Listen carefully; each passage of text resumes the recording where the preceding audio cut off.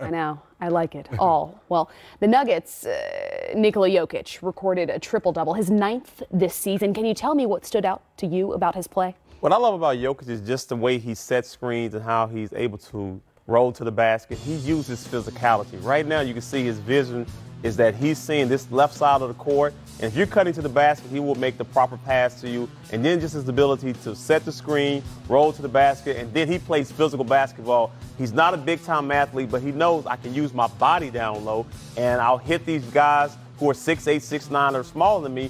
And guys, the way the game is now, it's not a lot of physicality. And then he does an excellent job of looking down the court. Most bigs want to give the ball to the guard in the backcourt. His vision is all the way down the court, 94 feet.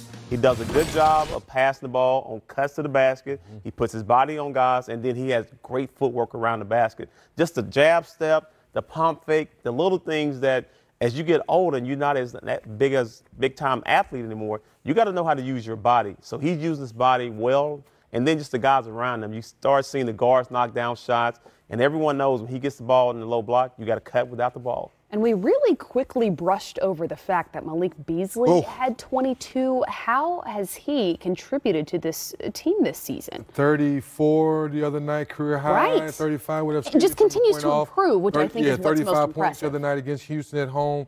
Breakout year for me because opportunity. We know Gary Harris has missed a lot of games, prepared himself ready to play. We know Will the Thrill missed some games early in the season, ready to play. So Malik Beasley has shown us now when opportunity knocks, and you notice when you're in the gym early, you're working on your shot, you're taking care of your body. So now when Coach Malone puts him in the game, he doesn't look like a fish out of water. He looks like a guy that's been waiting and salivating for this opportunity. That's why he's playing such great basketball. He's averaging more than 27 points a game over this last 3 games. And one of their player development guy who was a guy that was here with me in Atlanta, John Beckett, he does a great job of working with young players and keeping those guys motivated, keeping them in shape. And as you said, when that opportunity comes, you have to seize that moment. It's a long season, and guys are going to get hurt. So there's no excuse for you not to be in great shape. And when Coach calls your number, you have to be ready to go out there and execute. So is this Nuggets team a legitimate contender in the Western Conference? I say yes. The only thing that we, quote-unquote, NBA people were concerned about, are you ready to get out of that second round? Can they win the first round series 1-8? You probably say yes, unless you're facing the Lakers, and that's LeBron James' team. Then you're pretty nervous because we know LeBron James can probably beat a series by itself in that first round. But because they're so young, Chris, and they've never been there before, that's my biggest concern. And I'm like you, I'm concerned with their experience. The only experienced player that has really deep playoff experience is Paul Millsap. The other guys are young, and get into the playoff, you can be excited about it, but it's another level of intensity. Guys really lock in on what you do well, and they're going to take your strengths away. So I don't know how well they're going to do. It depends on the first-round opponent, how well they do. But you're right. If they were to get the Lakers, we know LeBron can win a series by himself. Well, then if you think that they're perhaps a piece away from being a legitimate contender, can they go get anybody with the trade deadline around the corner? Believe it or not, I don't think it's a player for them because I think Millsap is that veteran that TD's talking about. Jokic has grown within. Gary Harris has grown within.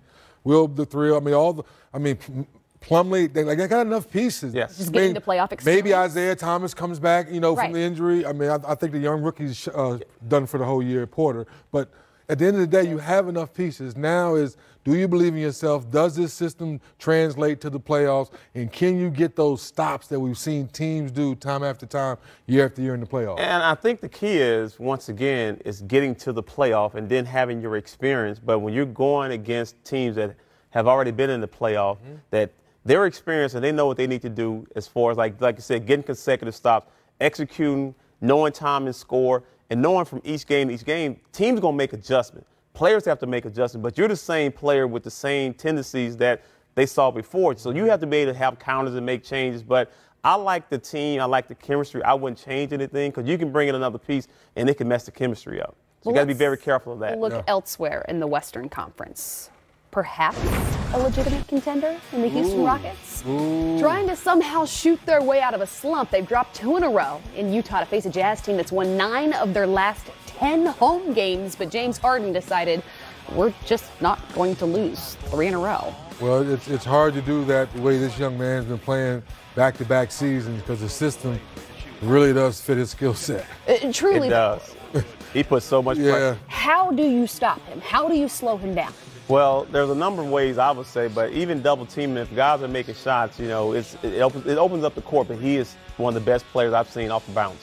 He had 29 points in the first half alone. There he is with a no-look to Kenneth Faried, who's been very helpful since his acquisition. Well, he's a different version of what Capella brings you. Like, once again, James Harden gets to the paint with the floater because now look how wide open the lane is. So now as a defender, you're like, my 4-foot lane, he kicks it. If I get too close to him, he goes by me. He gets a layup or I foul him. So once again, for some of us, you're like, wait, this is one-on-one basketball. Well, I can't think of another one-on-one player right now in our game that really fits. There's certainly not a one-on-one defender.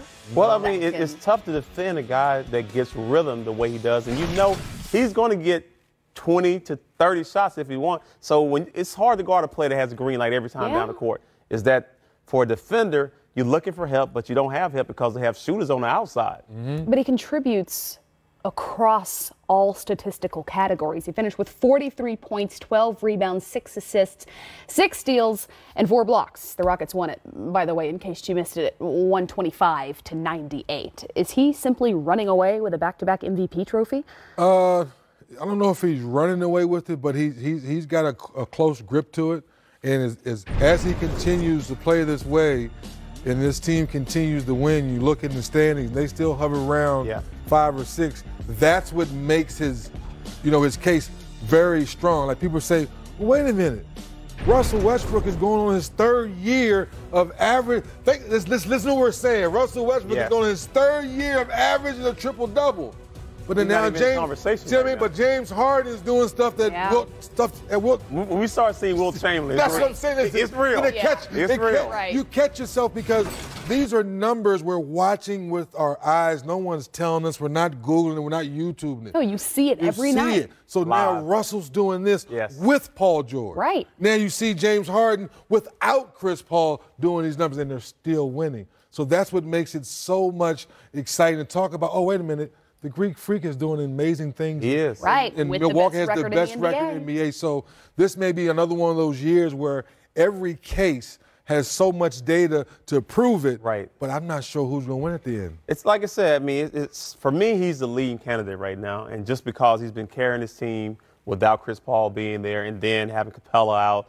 And he's surrounded, as you said earlier, with the right talent. It's all about personnel. You might go to a team and it might not be the right fit for you, but if you can get the right talent around you and they fit your game and they know exactly what he does well, and his teammates don't complain, because you could be in other places where guys are shooting and you start hearing talk and chatter about, oh, he's shooting too much, he's a franchise player.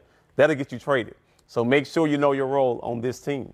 Well, when we come back, the highlights continue with Ben Simmons and the Sixers wrapping up a 4-game West Coast road trip in Sacramento. And Anthony Davis is still on the Pelicans roster, not on the court, of course, in a Gucci tee with the blazer. I like it. The team's in San Antonio to take on the Spurs. Game time. Do they call that drip?